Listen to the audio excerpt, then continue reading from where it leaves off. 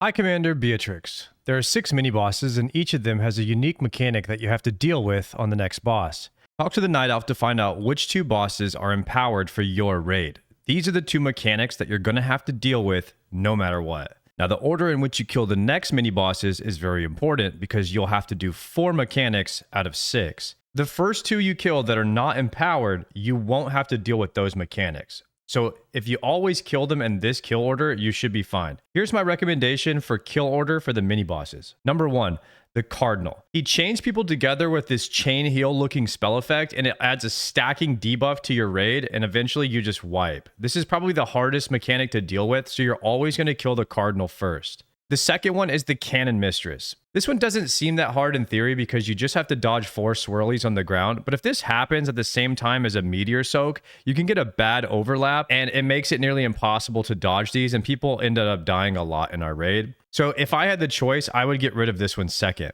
The Knight has a charging line of horses that's fairly easy to dodge, but they are pretty fast. The Mage is just a Meteor Soak, which has about 10 seconds. Everyone just needs to get under it and be topped on health. The Shield Master is a line of infantry. They move pretty slow, and you can honestly just eat this if you want. It doesn't do that much damage. The Bowmaster does a rain of arrows on the raid, which is just a little bit of damage, and you just heal through it. So this is by far the easiest one. So always kill this guy last. In our raid ID, we had Cannon Mistress and Knight that were empowered, so we had to deal with those with no matter what. So for example, since Cannon Mistress and Knight were already off the list, we would kill Cardinal and then Mage, and we would deal with the Shield Master and Bowmaster mechanics.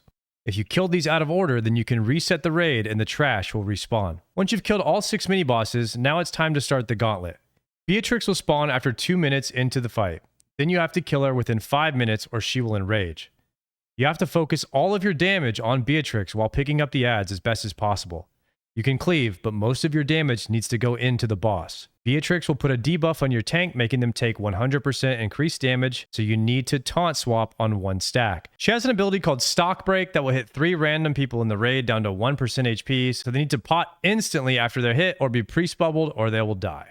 Not many guilds killed this boss in the first day, and most groups that did had an average DPS of about 7,000.